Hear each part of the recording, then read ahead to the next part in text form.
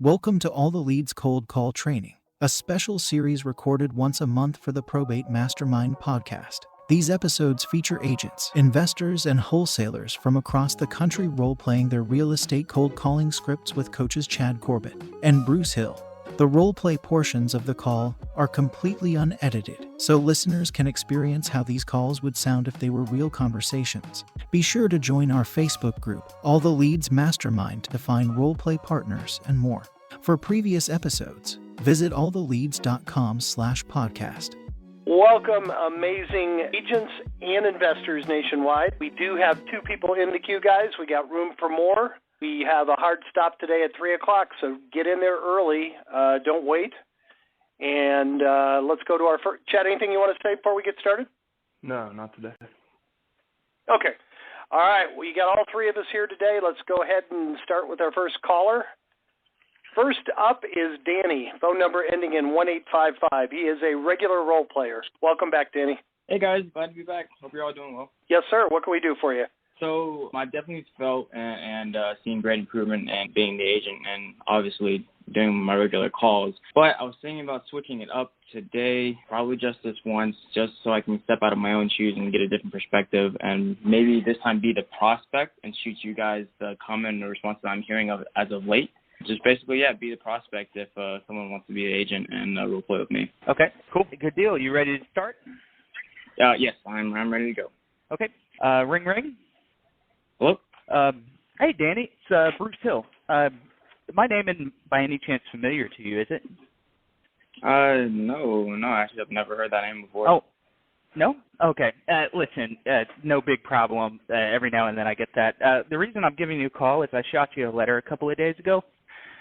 And basically what I do is kind of help people that are going through the probate process. And listen, I have no earthly idea if what I'm offering is beneficial to you or not.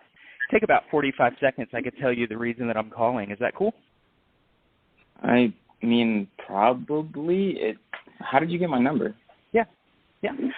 Listen, so exactly. That's what I was going to tell you. We run down to the courthouse and talk to the clerk generally about once a month and just find some of the people that are going through probate that might be able to use some of the services we offer. And what we do is we put together a team that kind of helps people that are struggling or trying to figure out if they're going to keep or sell real estate. Maybe some people that might be struggling with the clean out personal property that they have to get rid of, that they have to sell, things like that. And then ultimately all the repairs and the maintenance that can sometimes kind of pile into an already busy life. I assume that you probably don't handle estates, administer estates for a living, do you? I do not know. No? Okay. So let me ask you a quick question. What's been the biggest struggle that you've had so far? Okay. Well, I mean, I like what you're saying, Bruce. I guess I'll talk to you for a couple minutes. Okay. Well, definitely after my stepfather's passing.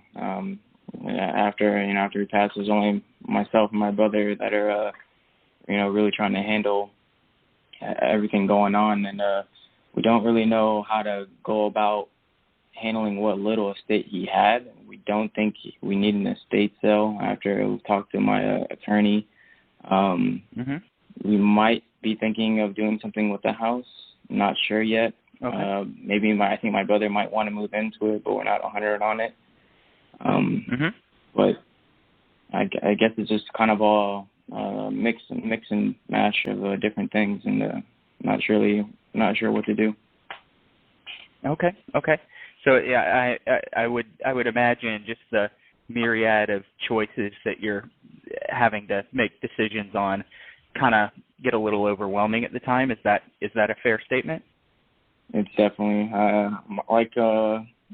right now. I have my own job. I work 40 hours a week, and so does my brother. We're trying to do what we can here, but not really sure how to go about the What do you guys next do? steps. So we both work the same job over serving. We both work at a little Chinese place, and that's what we're doing right now. Cool. So I imagine all of a sudden now handling an estate is like piling a whole new job on top of of you being already busy, right? Without a doubt. Yeah, okay. Now, you mentioned that your brother was talking about maybe moving into it.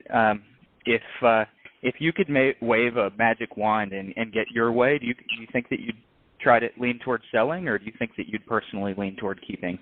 I think we would want to maybe sell it for me personally as well. And I say that because, money's not the biggest thing right now for us. We don't have a lot of it, and I think selling the house would be, good for both of us. He's trying to convince me to move in with him in the house, but I think selling it and going to somewhere new together would be probably the best financial move. But he seems adamant, but I don't want to argue too much with him. He is the older brother. It's just a lot going on. Okay. What kind of shape is the house in? Is it in good shape? Yeah, it's in good shape. It's not bad. It could definitely use a little repairs, nothing major. But it's definitely livable without a doubt. What kind of repairs do you think are needed? I know it's not major, but if you were going to move in, what would you do? Probably just the roofing. I would definitely look to do that first. Yeah. Maybe past that as a little side thing, just some deep cleaning of like tiles and the floorboards and everything like that. But that's about it. Okay. How much time do you think that would take for you to fix it up and get it to your standards? I don't know. And ultimately, I don't. Any idea how much money it would take? No? I have no idea. Okay. I don't know. Are you asking me these questions to try and buy it from me? Maybe. I honestly, I don't know exactly what you and your brother, what's going to be best for you guys. So, it might be to sell it. It might be to keep it. Tell you what, without eyes on the property, we might just want to go ahead and set up a quick time when we can walk through for 15 minutes together, and I kind of give you guys a little bit of a roadmap and give you some information, and that way you guys can make a better decision. And if it's me buying the house or helping you sell it, great. If it's you guys keeping it, I have no problem with that either. Ultimately, you just need more information and maybe even a little bit of help sort of sorting through the process that you have so far. I have some time later this week on Friday or possibly next week on Tuesday. Either one of those days work to meet for 15, 20 minutes over at the house? Well, both Fridays and Saturdays I double. I wouldn't be able to make any of those days. Okay. How about Tuesday? I work the morning shift. I can do Tuesday evening. Morning? Okay. How about your brother? Does he work the same shift as you? Not all the time, no. I don't even know if he'd really want to meet, to be honest. It might just be me. I would have to talk to him for a little bit. Okay. So he sounds like he wants to keep the house, right? Yeah, I would say it's 60-40. Yeah, but okay. It's a bit there.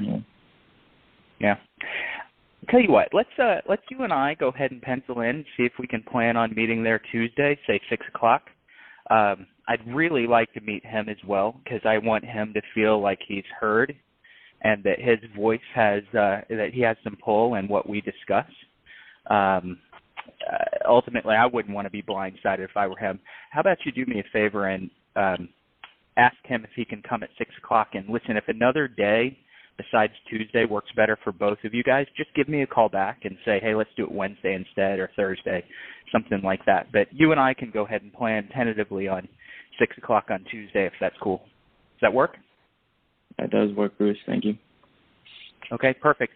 Listen, I'm going to call you Tuesday morning and just confirm that we are still on.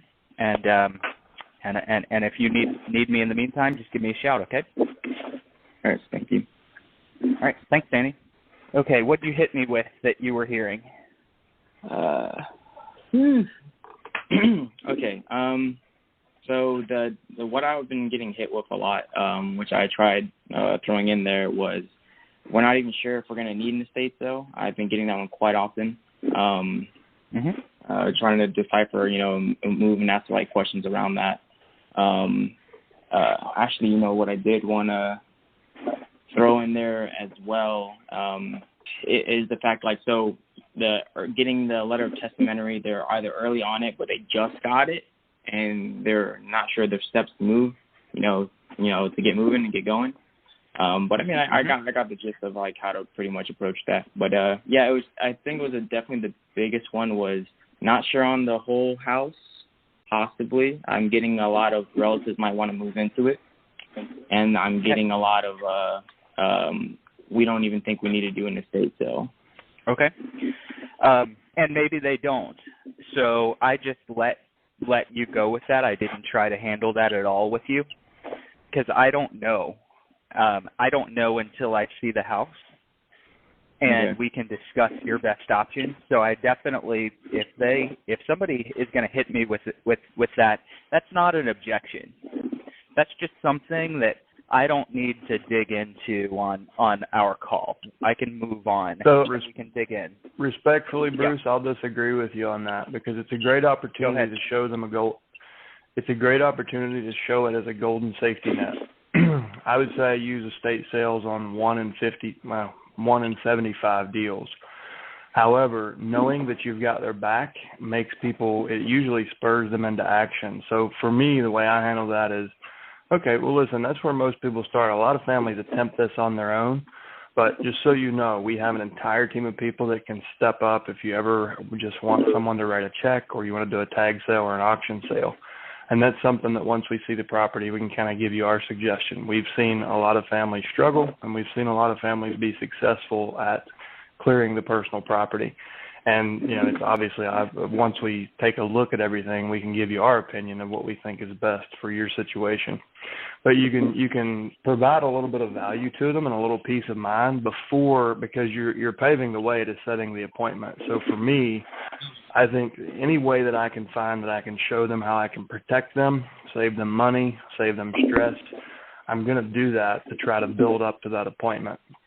So it's just a different perspective, but I do talk about it before the appointment. I don't get into the details. I just show them how it's kind of like other people felt this way, and we had a safety net in place for the ones that needed it, and then we move on. And they feel like it just helps reinforce the rapport and trust you're building. Okay. Chad, you just fractured my ego. Just kidding. Ultimately, I think that everything Chad just said is spot on. One of the things in our conversation that you did, Danny, as the PR, is you touched on the estate sale and then you moved on. One of the reasons that I didn't camp on the estate sale is you kind of moved on and started talking about your and your brother's desires. So you can always circle back to an estate sale through the conversation. And I don't know, Chad, how you feel, but if he moves on into desires of whether they're going to sell or keep the house, would you try to backtrack to an estate sale immediately or later? I would. So what I noticed is you had trouble setting an appointment. He's a server, so he works weird hours and he probably sleeps in late.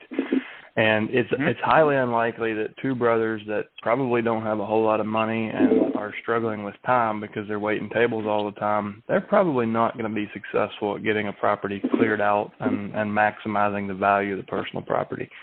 They're very likely to get to a point where they give up and say F it and throw it all away, like throw a lot of stuff away or donate a lot of stuff. So I would have gone the route of maximizing the personal property equity and using that as a reason to get there, and then I would go there without trying to nudge him either way, but I would let him know on the phone, hey, we've got, if you do decide you want to keep it, we can connect you with the right professionals. So I'm assuming that if you decide to keep the home, you're going to want paid for your half, right? Because chances are he's not financially savvy and he's not thinking of that. So I want to trigger that and have him go, oh shit, I didn't even think of that. How am I going to get my half? If he moves in, what do I get? And I want to stir that up and get him thinking about that, because chances are, based on when he was in character, my perception is he wasn't considering his half of the equation. He was subordinating to his brother to move into the house. And a lot of folks don't understand real estate finance at all. So I'm going to use a lender suggestion to bring up that pain and say, for example, if you guys do decide to keep it and your brother wants to move in, we have to find a way for him to get financing, a mortgage on this home so he can pay you out. Does that make sense? And boom, that throws the red flag. Well, wait, I didn't think of that. His credit sucks. He doesn't have any money. He's never going to qualify for a loan. And then they start to get clearer on what they need. I'm not going to push on that hard. I just know that going to the appointment. And I'm using personal property to get there. Or I'm using a no trespassing posting or something else to get there. And they'll have to have their own epiphany and realize that it's not feasible for them to keep the home. But when they do, I'll be there. So that's the way I would have handled it. Cool. Okay. We have nobody else in the queue, so keep going, guys. And Bruce, I'll build your ego back up when we're done. I'll give you a couple compliments. But go ahead. I interrupted you. Go ahead. So I was using this situation. It was closest to, what I personally went through. So I lost my stepdad 2 years ago, and I didn't realize at the time that was probate that part of the family was going through, and I was there for it. So, not about a couple weeks ago, I called back, a family over there, and I asked them more about, what they were going through. So I know talking points. For when I make my calls, and I use that house as a platform for this role play as well. The roofing needed work, the tiling needed work. Family still wanted to kind of stay into it, but they thought about selling it. Not too sure what they wanted to do. And just basically I tried using my own situation in this role play, and that way I gather information more about it, so I know how to basically I can be more genuine in the call to you, like, look, I've been through the same thing, I was there for my family, we've been through probate as well, I get it's messy, don't always know what to do. At the time, both my brother and I were serving, it's hard, we didn't really have any money, et cetera, like that, So Bruce did a really good job reading you and mirroring you. And he matched your energy, matched your tone of voice. He listened to the things you were saying, and especially when you talked about the repairs needed. And he asked a really great question. What would it take to get it up to your standards? And that's getting your gears turning. Of you've got to put yourself in that position. What would it take for me to live there, or me to spend my paychecks on that? And that was a really good tactic.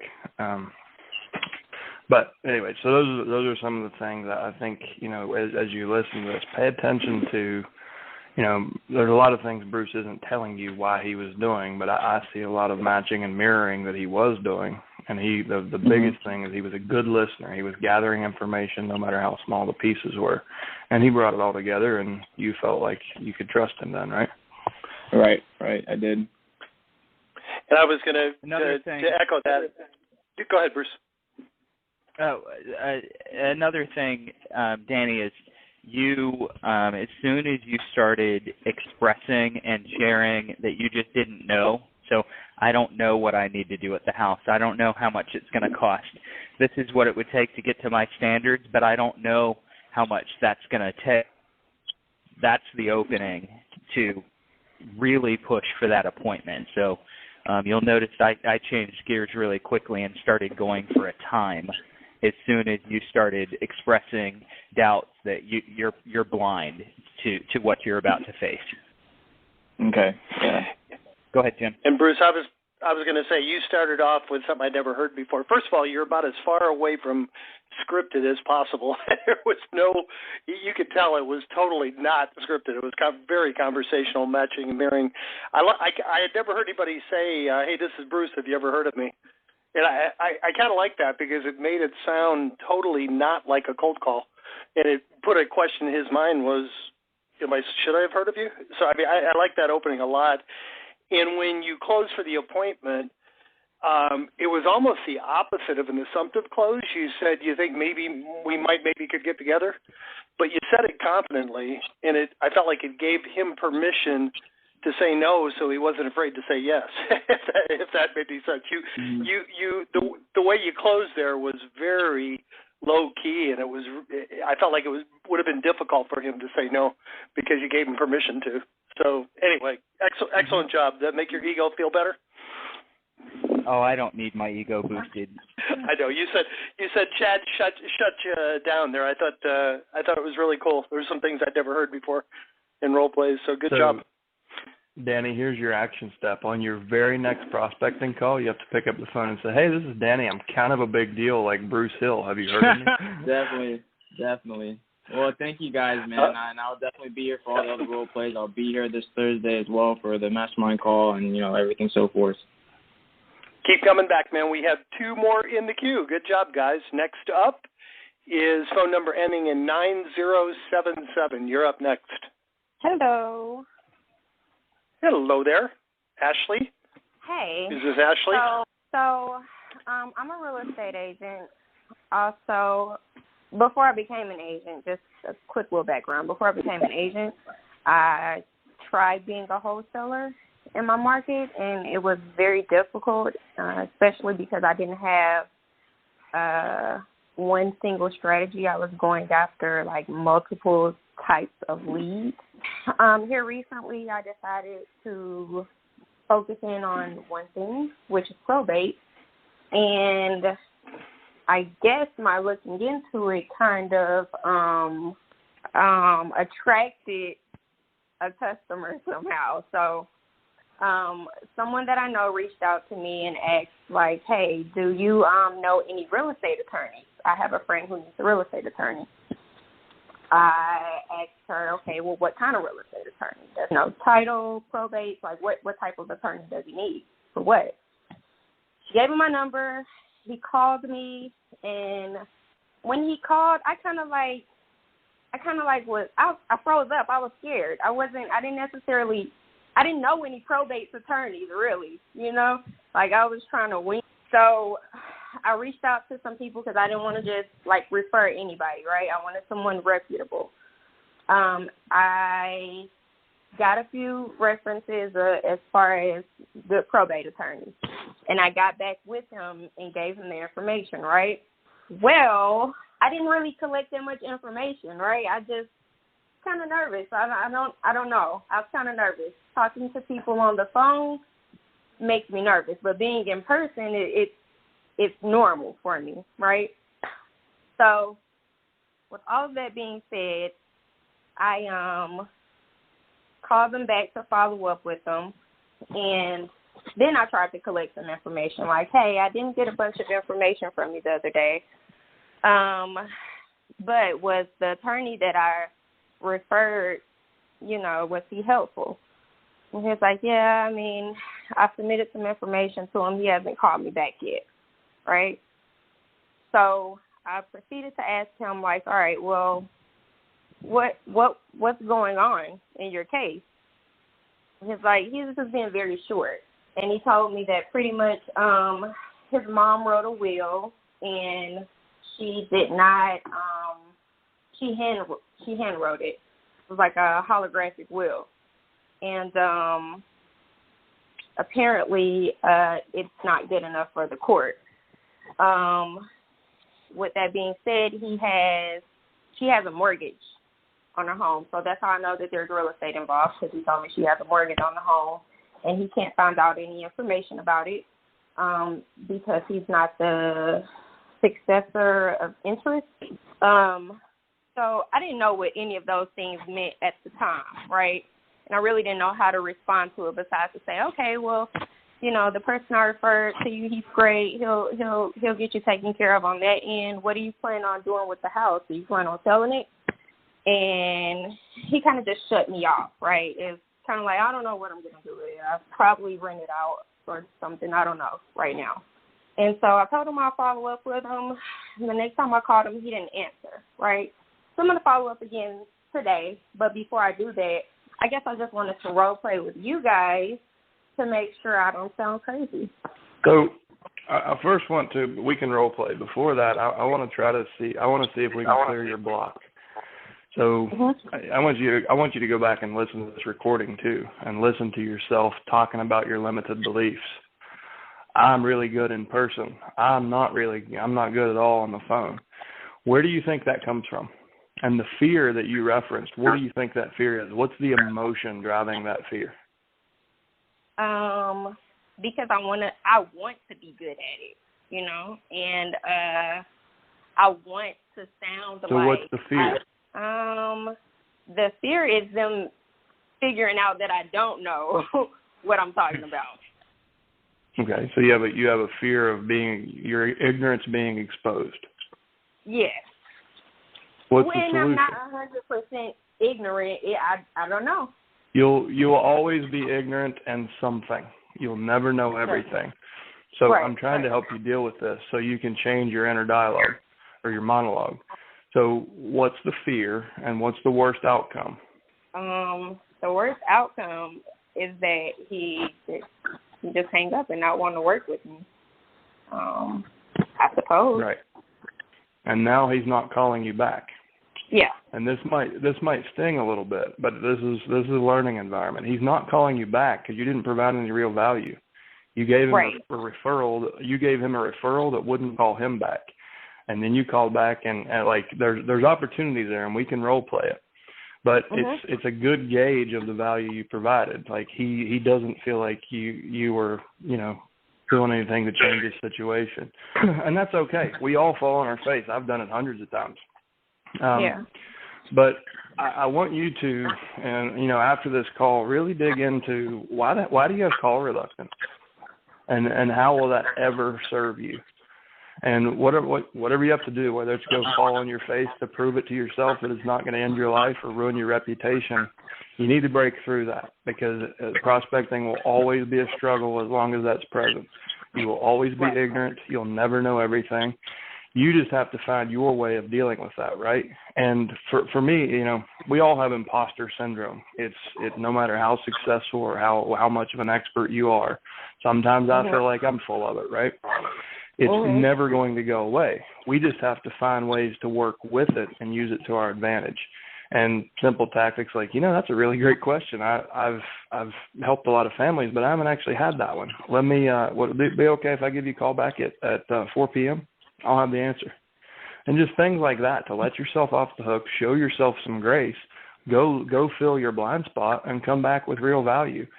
People won't judge you. Like it's not gonna be a point against you if you do things like that. And doing it that way, in 6 weeks, you'll know everything there is to know about probate, because you'll be out there gathering that information, filling your blind spots. But be confident. I mean, the thing is, you found your way to this call because of your heart, right? You must be a compassionate, empathetic person, because you're doing some things that are really uncomfortable. You're facing fears because you want to help these people, right? Is that why you're here? Or are you just looking to make some money? No. I mean, when I have a purpose behind what I'm doing, it helps me to get a lot more done. So it's absolutely not just about the money. So show yourself some grace, and but I really want you to focus on this and understand where that's coming from. Maybe it was getting picked on in third grade when you spelled the word wrong, or you gave the wrong answer. Whatever that is, figure out what it is and think about it. What's the worst thing that can happen? If this guy completely cusses me out and hangs up on me, what's the worst thing that can happen? But I think what you'll find is you'll believe in your heart these people are better off hearing from you than not, because they're in good hands, because you're doing this for the right reason. And that's the kind of confidence I want you to show up with on your next phone call. This person is better off hearing from me than anyone else, and certainly better off hearing from me than not hearing from me. And it'll change your demeanor, and you'll learn to defer things and say, you know what?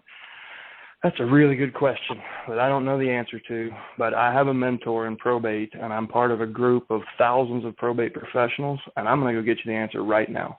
Can we talk at 4? And you've got all of us to lean on. You have a community of 10,000, 11,000 people in All the Leads Mastermind. You've got Bruce, a professional real estate coach, that you can if you call support, you can talk to one of us, and we've got your back. Consider this your mentorship. Like, even if you're, even if it's not like a formal coaching program, it's part of what you're doing here. So just proceed with confidence and know that we'll help you through this stuff. Use the resources you have. Don't ever feel embarrassed or ignorant, or when you do, reach out to us. Okay. There you go. So, do you want to play the agent or do you want to play the prospect? The agent. Okay. And you're going to do an outbound? Inbound call. You're calling me, right? Outbound. Outbound. Okay. Okay. So, I guess you can name yourself Ken. Ring, ring, ring. Hello. Hey, Ken. This is Ashley. How are you? Ashley, who? I spoke to you last week, and I connected you with Bob Carter. How's he taking care of you? Well, I know you gave him my number. I think I haven't heard from him. I've got my cousin is looking for an attorney. I haven't heard from Bob Carter or whatever his name was. Okay. Well, that's unfortunate. I even followed up with him to make sure he got back with you. I'm sorry about that, Ken. What I'll do is I will get back in contact with him and find out what the holdup is. But in the meantime, I do want to take a moment to kind of go back to where we were last week. I really want to get some more information from you because I'm sure that this is really stressful for you. I know you work a full-time job for the state right now, and they have you guys doing all kinds of things. So I just kind of want to go back and figure out, like, what are your biggest challenges right now? Because any way that I can help you, Ken, I really want to help you. Well, my biggest challenge is that my mother wrote her last will and testament, and nobody wants to recognize it as hers just because the damn thing wasn't notarized. We all know what she wanted. It's written right there. So how do I carry out my mother's wishes when the state says I have to do something different? Gotcha. That will frustrate me too. So what we'll do is we'll find an attorney to help you deal with the legal aspect of that, okay? I'll hold your hand, walk you through it. We'll get through it together. I'll see you through to the finish line, okay, to make sure that your questions get answered and we get you somebody reliable, okay? Now, in terms of the home itself, right, because that's a major concern for you. I remember you telling me that you're thinking about possibly putting a tenant in there. Does anyone live in the home right now? No. Okay. So it's vacant. Okay. And just a quick question. Is that home insured right now with a vacant home insurance policy? Yeah, the insurance payments are being made, yes. Yes, but the home is vacant, so do you have a vacant home insurance policy? We have homeowners insurance. I mean, it should cover anything. So here's the deal, Ken. If something happens to that house and it burns down while no one is living there, you'll be in trouble. So that's one thing that we may need to look into for you to make sure that you're covered all the way around, okay? I'm not sure what type of home insurance policy you have, but let's just double check. That's one of the things that I'm going to write down right now for us to look into, vacant home insurance. That's just going to cover you in case something happens because the home is not being occupied right now, okay? Outside of that, is the home furnished right now? Is there a lot of personal well, I mean, it's the same as it always was with Mom's stuff. I mean, it even has extra furnishings. There's a hospital bed in the living room. Gotcha. So. Okay. So even in that situation, right, do you plan on keeping those things, or you want to give them away, sell them? How do you want to go about handling those possessions in the home? Ashley, I don't know. Like I the will says one thing, the state says another. I haven't gotten that far. Like I'm worried about everything that my mother wanted to be done being done differently, and that being my responsibility. I don't know how the hell you're supposed to shoulder that. Okay. Like, well, I don't know what I'm going to do with the house. Like, is that all? I mean, what is this about? No, it's not just about the house, Ken. I want you to take a minute to breathe, okay? Because I'm calling you because I care, and I want to see you get through this as stress-free as possible, okay? I really, really do. If you want to sell your home in the process, fine, we can have that conversation. If you don't, then it will be my pleasure to help you get through the process. I hear the stress all in your voice, right? And my friend thought enough of me to refer you to me. Please allow me to take care of you because you need the help right now. So, again, if you're not interested in selling the house, that's not my concern. It'll be my pleasure to help you through whatever you need help with, okay? So let me ask you, do you have any siblings, anybody else who might possibly have interest in this home or the probate at all? I do. I have 3 siblings, and according to the probate clerk, they're due an equal percentage of everything. But 2 of my sisters, neither me nor my mom talked to for the last 20 years. And they just want to come in here and cash grab whatever they can after spending years abusing mom. And I don't want to stand for it, but I'm being told I have to. So I think you can appreciate, I don't really give a damn about the hospital bed in the living room right now. It's not what's top of mind for me. I'm trying to figure out if I even want to do this. If it's all just going to be spread around, why not let somebody else do this?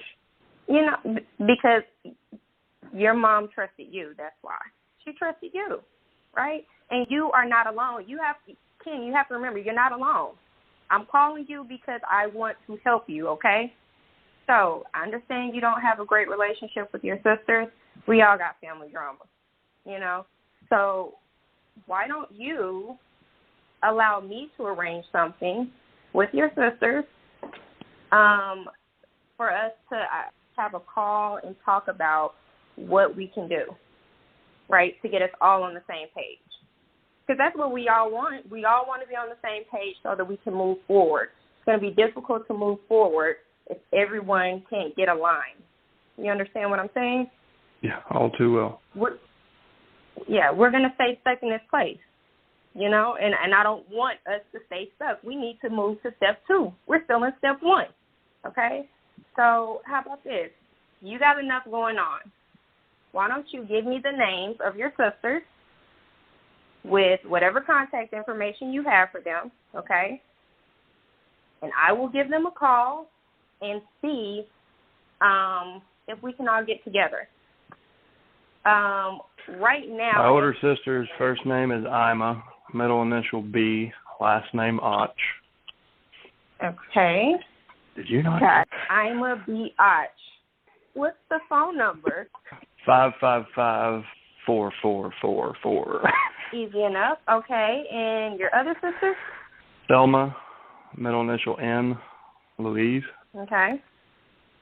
And it's 555 Cliff. Okay. So I have that. I thought you told me you had one more sibling. I have a brother. Okay. And you in good terms with him? Yeah. He lives here in town, and we see each other at least once a month. Perfect. So, look, meet me halfway. You call your brother. I'll get your sisters on the line. And then I'm going to schedule for us to sit down and have a conversation because we're going to move this process forward. What is a good time for you on Friday? That's a busy day for me, okay? But I do have an opening right at about 5:15. You good with that? Depending on traffic. I mean, we get off at 5. Where do you want to meet? At the house? So are your sisters actually here in town? No. I quite honestly don't know where they are. Okay. Well, then let's start with are you pretty good with the internet? Oh, I think I know my way around. Okay. So here's what we'll do. There's a Panera Bread on Thompson Boulevard. Is that close to you? Yeah, it's 20 minutes away. I could make it there. I mean, if we do 5:30, I could make that. I think I can work out 5:30. So 5:30 it is. Meet me there. What I'll do is I'll get in contact with your sisters. Hopefully we can pull them up on a Zoom call. If not, we'll just do it the old traditional way and do a 3-way call. Tell your brother to meet us there. And we are about to get the wheels rolling. You ready? About to get what? The wheels rolling. The wheels rolling, going. You don't like it? Fine. Don't worry about it. Just meet me there.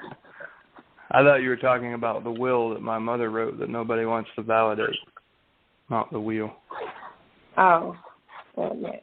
It's okay. You'll learn to accept my sense of humor.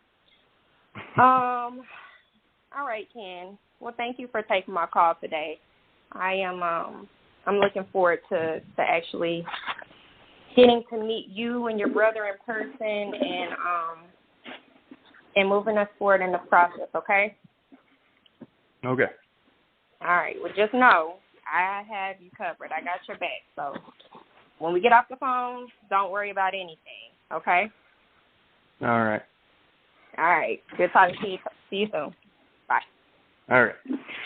So what's your objective in that appointment? What do you do to prepare?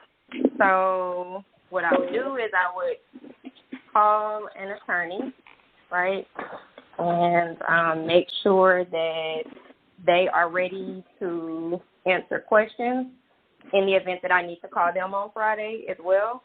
I'd also check on the vacant home insurance situation and be ready to just find out, like, what it is they want to do. You know, even if, in all honesty, even if they don't want to sell, that doesn't bother me because I just want to learn this process. So No, that's clear. And it's clear that your intent's good. But the way I feel, like the way my character feels at the end of that phone call is, why the hell am I meeting her? I threw you some slow pitches. I showed you my mental distress over having to deal with knowing that my mother wrote the will. I watched her do it. It's in her handwriting. And because she didn't know enough to get it notarized, now I'm being told by a government that I have to give it to the sisters that don't, in my perception, don't deserve it. And you're like, listen, just you're taken care of. Let's move on. And you moved on without me, quite frankly. And the way I would have dealt with that is I would have taken the whole big conversation and focused it on that one thing that was causing him so much pain at that moment, because he's not listening to anything else. He's in an emotional loop of distress, and that's where he's stuck. So you need to deal with this one domino at a time. If you go to Panera Bread, the brother shows up, those two get along, and you put the sisters on a Zoom call, you're very likely to inflame an old family conflict and make their situation worse. So my advice would be backtrack, find an attorney, and I would go find a different attorney. If this attorney's had a week to reach out to a qualified referral, to hell with him. Go find another one, because that's not the right partner for your team. You're holding yourself to a high standard, and you want to provide a high standard of service, and you want to help. That's clear.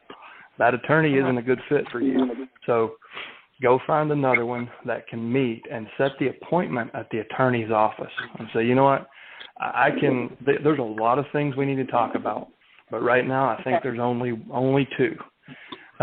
One, I'm not going to give you some more to think about. With the vacant insurance, you kept saying, we're going to look into that. We're going to put it on the list. He already has a list that's overwhelming him, and you just put one more thing on it. You need to hand him the solution. And you said, you know what, Ken, I didn't even write this down last time. What's the property address so I can look up the tax record? I'm going to go ahead and get you proper insurance before the sun sets this afternoon. Okay. And get the property address, pull the tax card, go to the insurance broker, have him quote it through a couple of different companies, and then follow up and have that agent call him within the hour. And then he feels like he knows what you're doing to help because he has evidence, right? You've already helped him in the first conversation. The number 2 priority would be getting him in front of an attorney so a legal professional can explain to him why the will is not valid and why he's subject to state succession law. And he's going to have to accept that before he can move forward. He's not in acceptance yet. He's in anger or denial, and that's what I was showing you. But before you finish, let me. Maybe I didn't clarify this good enough. So the attorney that I talked to did call him back, right? He had submitted documents to him, and the client, right? He hadn't received a call back since he had sent the documents over, but it had only been like a day and a half, right? Gotcha. So since then, I don't know if they've communicated again because when I called back, he didn't answer. Okay. Either way, the only thing that changes, what I've pieced together about the situation, my guess is that person is stuck in that loop of this is what my mom wanted, this is what I'm being told otherwise. And until you can get him to a level of acceptance, it's unlikely that will is going to be validated. It probably was not validated because it was not notarized. So I'm working off of assumptions and know my best here. But my assumption is that he's probably in that loop and he's pissed off or he's in denial. And he doesn't know, he's not ready to take the first step because he's not sure which direction he's even going in. He doesn't know where his bearing is, his heading is, right? One heading is the last will and testament. The other heading is state succession law. So I want to get him over that mental barrier, and whether the will becomes valid or not, I need him to accept the outcome of that. And I need the attorney to do that because I can't do that without being an attorney. So where I would have moved him was I would get vacant insurance immediately. And then I would say, you know what, listen, I'm going to call the attorney and speak with their office. Let's see where we are and when you could expect to hear back from them. If possible, I'd like to make that a 3-way call or an in-person meeting. So what would be a good time of day to actually meet with the attorney? And I would get a general idea of his schedule, make contact with the attorney's office. And because you're saying, I'm going to be here holding your hand, so show him, right? Show him right now. How do you hold his hand today during this phone call? Okay. And because when somebody's distressed like that, like they're not hearing everything you're saying. You're pouring your soul out, but he's stuck back in the beginning of the conversation. So anyways, that was the character I was showing you and the way I would have dealt with that scenario. Things you do there. Have you heard me talk about the exercise of like column A, all the problems, column B, all the solutions? No, I haven't. Okay. So an exercise we've talked about in the last I think it was on the last role play call, it'll really help you understand what value you can provide. So open up a clean spreadsheet. Column A, what problems could they have? Column B, what solutions could I bring? And it completely exhausts your imagination. Okay. Sibling rivalries, estranged family members, dead family members, holdover tenants or squatters in the house, homes in disrepair, you name it. No matter how small, any and every little solution. And then in the other column, say, here's how I deal with that. Here's who helps me. Or maybe there's even a third column, like what I can do, what my team can do. But that exercise will really help you get into an empathetic mindset of what they could be going through, and it will force you to kind of premeditate your solution. So you'll be quicker on your toes. And it's the best exercise I've come up with short of experience. And I went out there and fell on my face and felt ignorant, like I was warning you not to in the beginning of this. And I know how that feels. That's why I was so passionately making sure you understood it. Like it helps you beat the learning curve. So you can kind of gain experience through imagination and visualization versus having to go out there and fall on your face. So just think about every little scenario that could possibly come up, how you would deal with it, And then the next time you find yourself in a conversation like this, instead of saying, you know what, we're going to look into that, you're going to be like, here's the deal. Here's how we address these situations. And even if you've never done it, you'll have an idea of what you're going to do, what you can do, what you're capable of. And Ashley, I just wanted to say, you remarked that you get nervous on the calls. Well, you just did that in front of almost 100 people, and you did not sound the slightest bit nervous to me, not at all. I think your empathy and your sincerity came through so clearly. I can't imagine there's ever any reason for you to be nervous, and you certainly didn't come across nervous.